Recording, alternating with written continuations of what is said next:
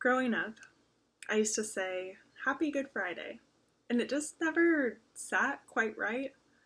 In America, we're so accustomed to putting happy before our holiday greetings, but that feels quite odd on the day of a death, doesn't it? Sure, it was happy because I would sometimes get school off, or I would see my mom start to get the Easter baskets down off the shelf that I knew in a few days would be filled with treats. And theologically, I guess we tend to think of Friday as happy because we have Sunday on the brain. We know Friday is just the excitement of knocking down the first domino that will eventually lead to the sundae and chocolate eggs. But what a disappointment it would be to rush past the day of remembering Christ's passion, to see it as a quick stepping stone when in fact passion is the word from which we get the word patience. To be patient is quite literally to suffer long. But suffering invokes anxiety in most of us, and that's not an abstract concept in our current global times.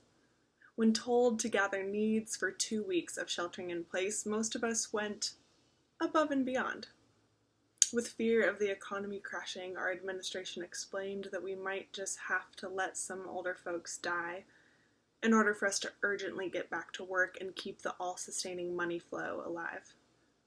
See, anxiety catalyzes survival mode, but even more than that, it fosters a kind of addiction with winning.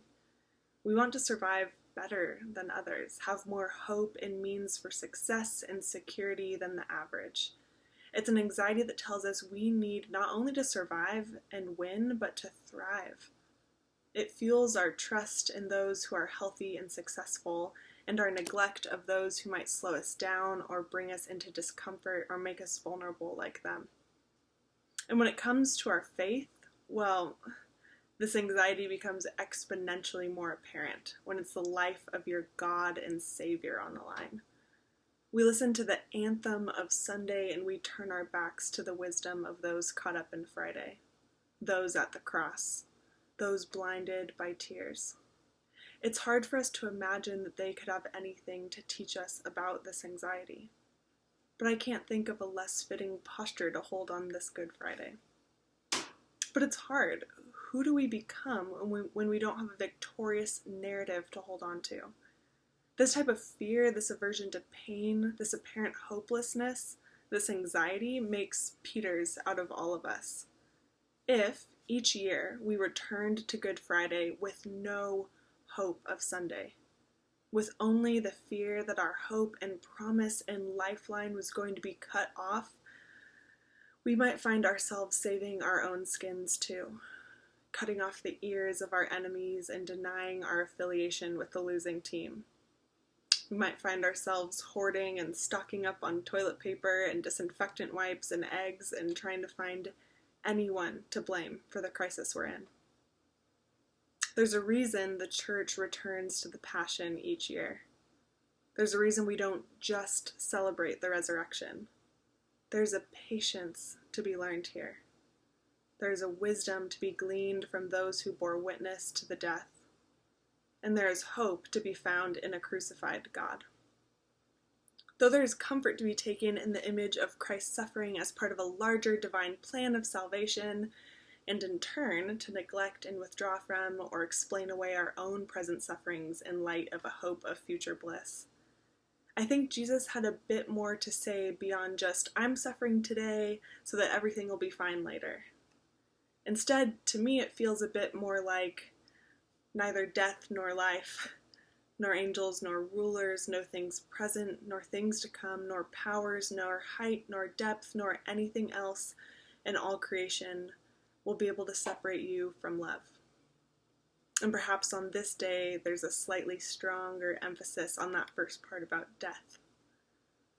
God, in Jesus Christ, demonstrated on the cross not only that there is no part of the human experience of human suffering that would not be known and inhabited and carried and felt by God, but also that winning, success, mass approval, and even survival are not more important than love. One of Christ's most consistent promises to his followers was that he was going to die. It was as if he knew that this world was made up of winners and losers, those who are first and those who are last, those who rule and those who are ruled over, those who have health care and those who are withheld health care, and those who heal and those who die alone in ICU rooms without loved ones near. I can't imagine Jesus would have expected to live very long of a life in this type of a system, constantly giving his attention and blessings to the sick and the poor and those who mourn and those whose ritual uncleanness threatened his own holiness. He was never going to thrive long in a world set on winning, and he knew there would need to be a love, a way of living, a promise accessible to all, no matter how promising his or their futures might be. So what he did promise was that when he was gone, they would all keep doing the work of love. All of them. They would be his hands and feet and spirit. The world would know that they knew him by the way they loved one another, the way they cared for the least among them, the way they would spread peace that would surpass others' understanding. He knew his death on the cross was about far more than passing out individual free tickets into heaven.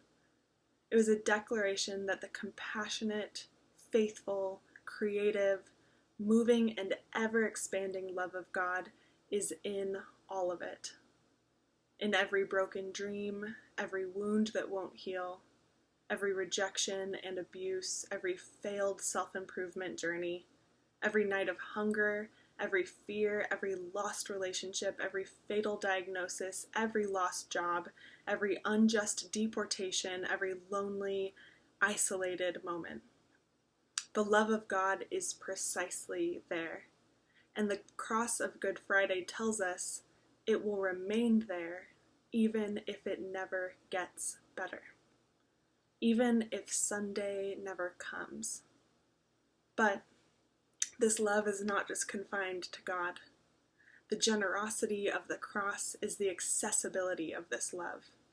Everyone, each one of us in our suffering and our joy, our imperfection and strength, our fear and security is caught up in it. We are lovers here and now. We forgive, knowing we'll be hurt again. We keep planting heirloom seeds even as climate change persists. We wash our hands and stay in our homes even as death tolls rise. Christ did not die only because he was certain he was going to be raised, and we do not love and strive for justice and give our lives away because we know everything is going to be fine and we will come out victorious. We do not celebrate Good Friday only because we know Sunday is coming. We find ourselves here today watching a God we love die a torturous death, knowing that there is a love for which defeating the Roman Empire was not a prerequisite, and resurrection was not a prerequisite. There is a love for which winning is not a prerequisite, and there is a love for which thriving is not a prerequisite. There is a love for which linear healing is not a prerequisite, and there's a love for which having the answers and having a clear and tidy hope is not a prerequisite. This is the gift and invitation and good news of Good Friday. To be ceaselessly found and find each other in love. Even when death tolls rise and grocery store shelves and finances become sparse, we are held by and hold each other in love. A love that takes no heed of winners and losers. A love that does not demand a tidy healing and success story. And a love inextinguishable even by death on a cross.